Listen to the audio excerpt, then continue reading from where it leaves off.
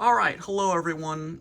This is going to be a short review of the Top Fin Engage 5-gallon nano tank.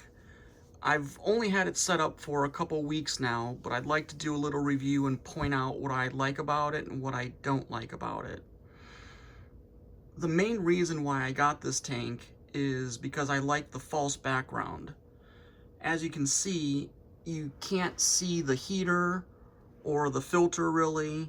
It's all behind the white wall, which I'll show you later.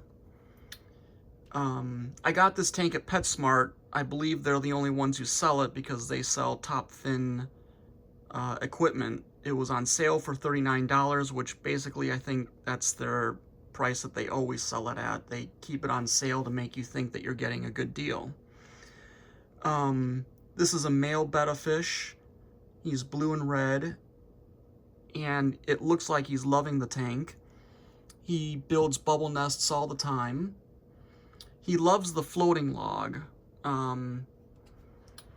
He goes in there all the time, and what I really like about it is this hole in the top. I put the food in there so that if it falls down, he can still get to it on the bottom of the log instead of it going down into the gravel. Here he is right there. Okay, so the back of the tank, you can see here, I've got the heater in there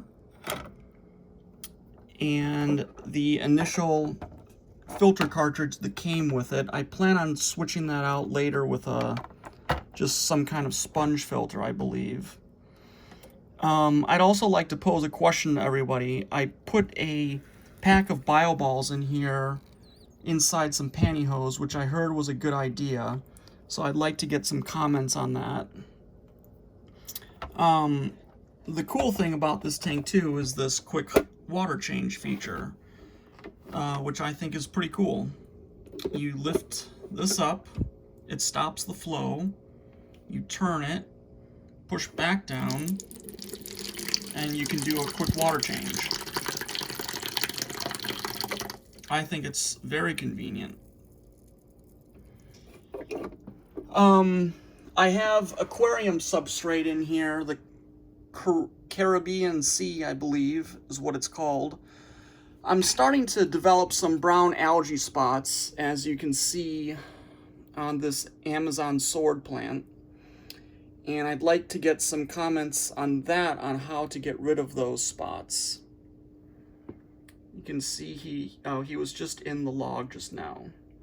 I also put a bunch of plants up on the top because I just like the way it looks, and I think he likes to hide in them and swim around through them. I've got some floating plants there, that little one there and this bigger one here. If anyone knows the name of that, I can't remember what they are. That would be a great comment that I'd like to get back. I just did a water test and I wanted to show you the results of that. Here's ammonia on the left, nitrite, nitrate, and the high pH. So I believe I'm all in spec here. Ammonia's at 0, nitrite's at 0, and I believe nitrate is also at 0. And then my pH, I've got hard water, so I believe that's probably around 8 right now, which isn't bad. The heater in the tank is maintaining a constant temperature of about 78. I put this thermometer here just to show what the room temperature reading is, 72. It came with the heater. He doesn't seem to use the leaf hammock very much. I guess some bettas do and some don't, but that's fine. What else? If anyone could give me a comment on what kind of fertilizer they use for their plants, I'd like it.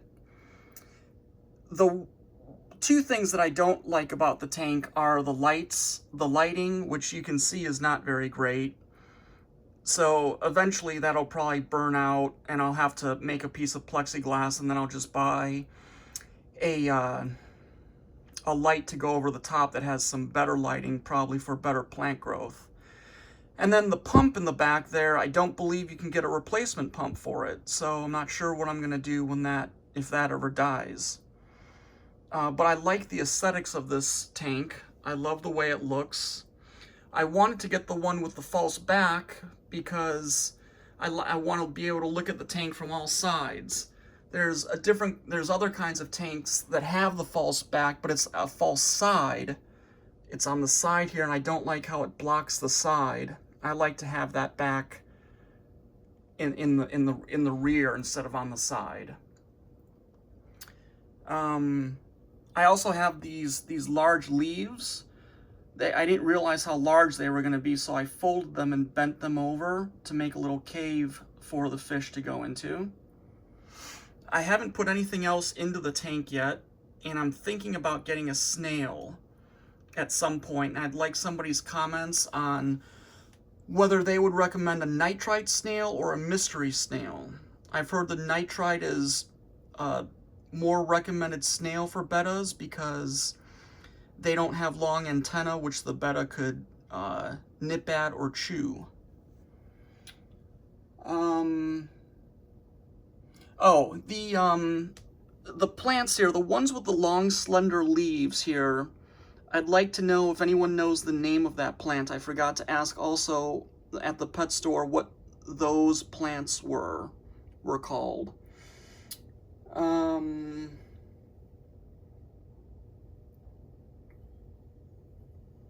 I plan on doing a 6-month review and a 1-year review on the tank, so let me know if anyone else has a Engage tank and what they think about it.